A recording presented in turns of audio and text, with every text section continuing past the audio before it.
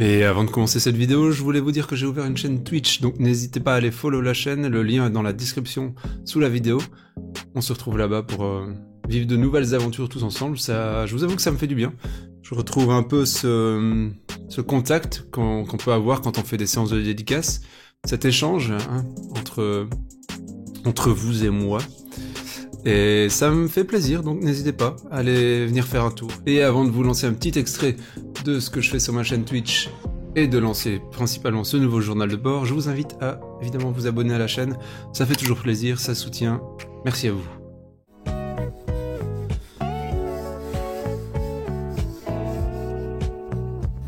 Ça m'est arrivé de commencer des planches et de pas savoir ce qu'il y aurait tout en bas de la planche. Des légendes alchimiques qui s'unissent en fait, les deux parties, pour ne former qu'une seule partie.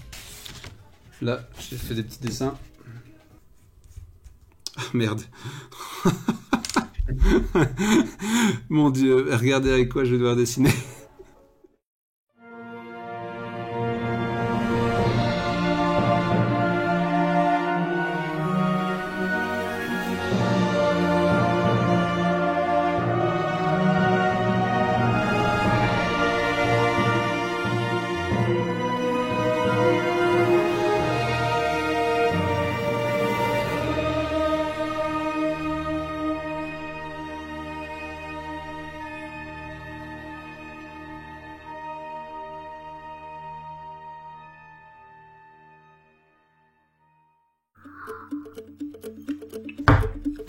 Salut, c'est Jérémy et on est parti pour l'épisode 2 de ce journal de bord consacré à la création de Vesper. C'est donc l'occasion pour moi de faire le point sur tout ce que j'ai fait jusqu'à présent. Et là je suis content parce que ça fait... On est le 26 du 12, donc ça fait déjà 2 mois.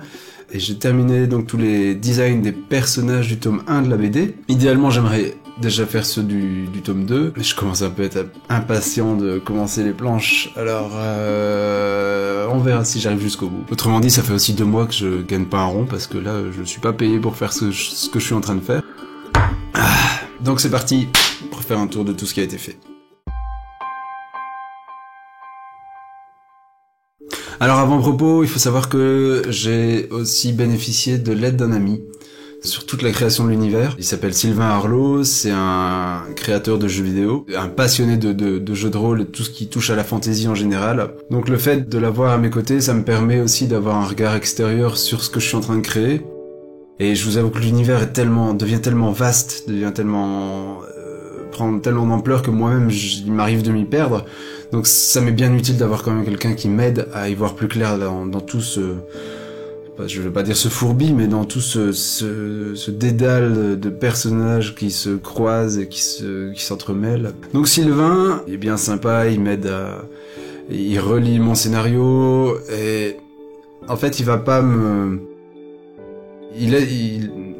donner son avis sur mon histoire, mais il va souligner un peu les phrases ou les dialogues qui pourraient prêter à confusion dans ce que les personnages disent.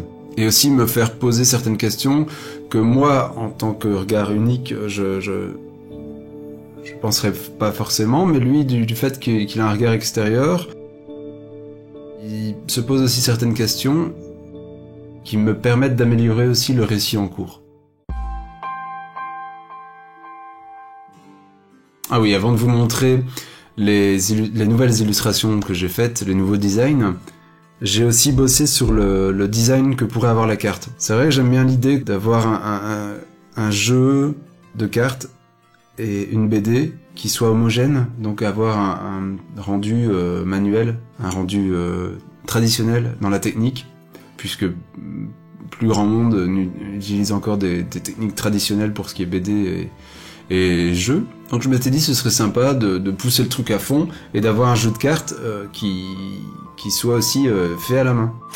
Donc là, voilà le design de ce que j'aimerais plus ou moins avoir comme design de carte. Voilà le rendu, donc ce sont des petites cartes comme ça. Bien sûr, je reste ouvert à ce que ce jeu évolue sous un autre aspect. C'est vrai que là, dans ma tête, j'aimerais que ça en soit un jeu de cartes à la Magic, au Final Fantasy Trading Card Game, mais admettons qu'un éditeur soit intéressé, j'accepterais tout à fait d'écouter aussi ce qu'il y a à proposer pour voir comment est-ce qu'on pourrait traiter ce jeu de cartes pas forcément qu'il soit dans la lignée de ce qui existe déjà, même si ça m'embête pas du tout. C'est un jeu qui aura de toute façon sa propre identité, vu qu'il sera focalisé et qu'il y aura des tactiques par rapport à l'univers que je suis en train de créer.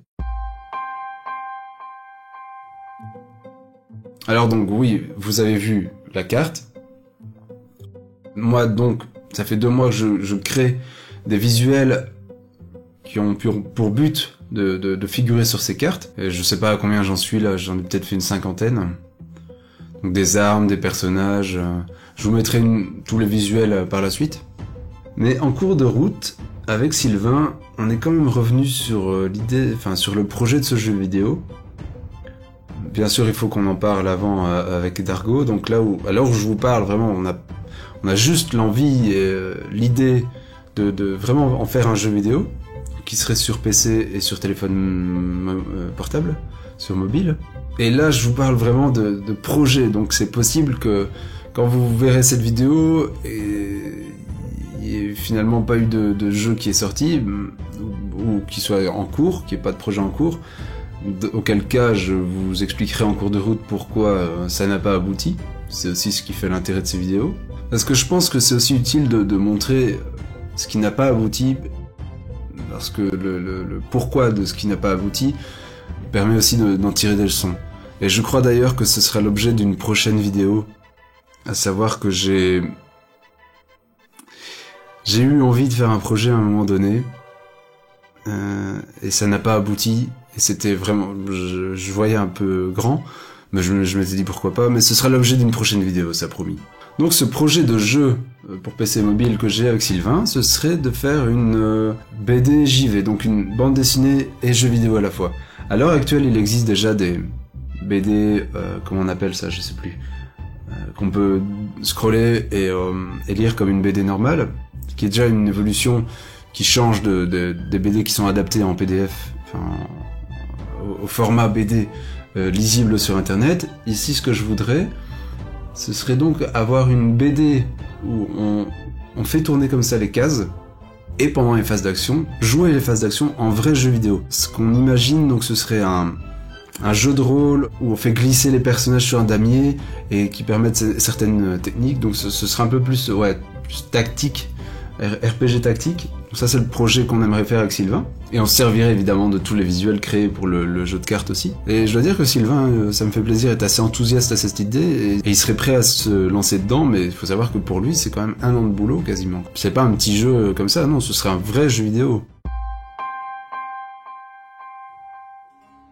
Autre projet maintenant, mais là ce serait pour moi, c'est pas un truc qui serait destiné à être vendu, ce serait l'épée de Vesper, la faire en arme réelle. Enfin, je sais pas dans quelle matière exactement, mais j'ai envoyé le projet de la création d'armes à quelqu'un qui crée des armes, donc pour tout ce qui est cosplay, convention, tout ça, de voir si ce serait possible de la réaliser en vrai, ce qui me faciliterait grandement les choses pour pouvoir dessiner l'arme de Vesper sous tous les angles.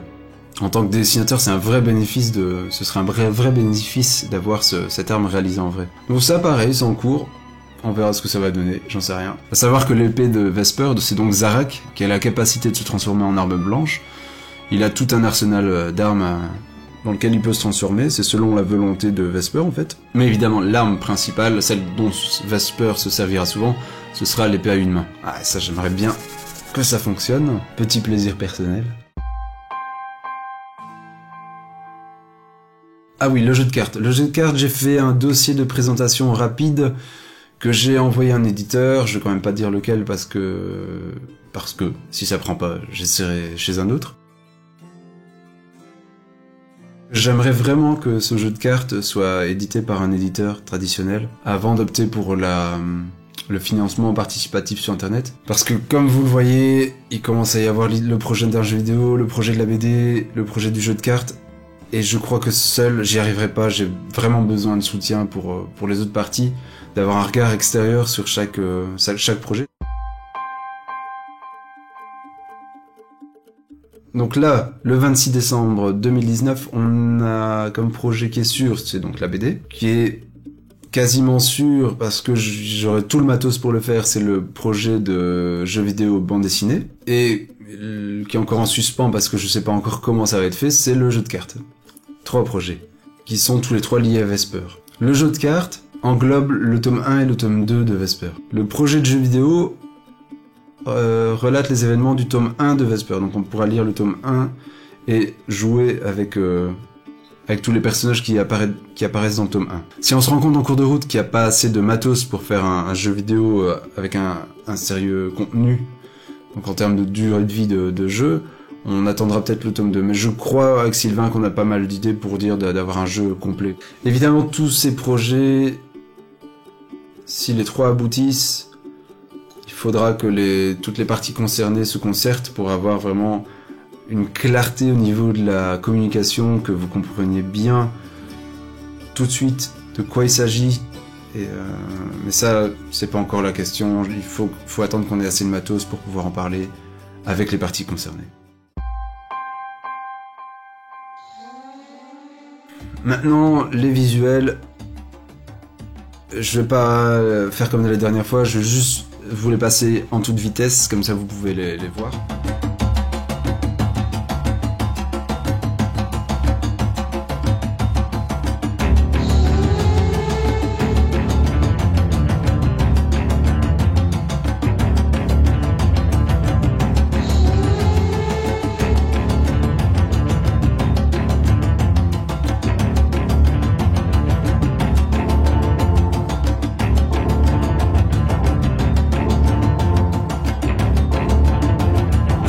Là, ça fait beaucoup de visuels qui ont déjà été réalisés. Normalement, il faudrait que je fasse déjà les visuels du tome 2, du moins les personnages principaux qui apparaissent. Et surtout, le grand méchant de l'histoire apparaît dans le tome 2. Mais si je l'ai fait, de toute façon, je vous le montrerai pas, parce que là, c'est vraiment trop tôt pour le montrer. Ce serait dommage de cacher la surprise. Mais là, donc, j'ai trop envie de commencer les planches, donc à mon avis que je vais plus trop tarder à commencer les planches originales. Aussi, une chose qui a abouti, c'est vrai, j'ai oublié d'en parler. J'ai failli oublier d'en parler. Depuis que je fais de la BD, mon plus vieil ami dessinateur, c'est quand même Philippe Xavier. C'est avec lui qu'on a vraiment débuté comme ça dans la bande à Dufaux. Et on est toujours resté très proches. À mon avis, il n'y a pas un jour où on s'envoie pas un petit message, au moins sur Facebook. Et en symbole un peu de cette amitié qui nous lie depuis qu'on a commencé, j'avais envie d'avoir une trace de Philippe Xavier dans la BD, mais je savais pas encore comment, qu'est-ce que je pourrais faire, lui faire dessiner un personnage ou quelque chose comme ça. Et cet été, quand on s'est vu, je lui ai proposé de faire le tatouage de Vesper. Ainsi, ce serait un symbole que Vesper aurait tout le temps sur elle. Donc Philippe a eu l'amabilité de créer le visuel du tatouage de Vesper. Ouais, je suis super content. À savoir que ce tatouage, il m'a fait le design général, ensuite je l'ai divisé en 2, parce que dans l'histoire, Vesper a un tatouage et Crimson a une autre partie. Enfin, a quasiment le même tatouage, mais ce sont en fait 2 tatouages qui s'imbriquent pour en former qu'un. C'était ce que je voulais pour montrer un lien évident entre Vesper et Crimson, pour que visuellement le lecteur, inconsciemment, se rende compte que les 2 personnages sont liés. Voilà, j'espère que ce 2e épisode vous aura plu, c'est toujours amusant pour moi aussi de le faire. À la prochaine, bye bye.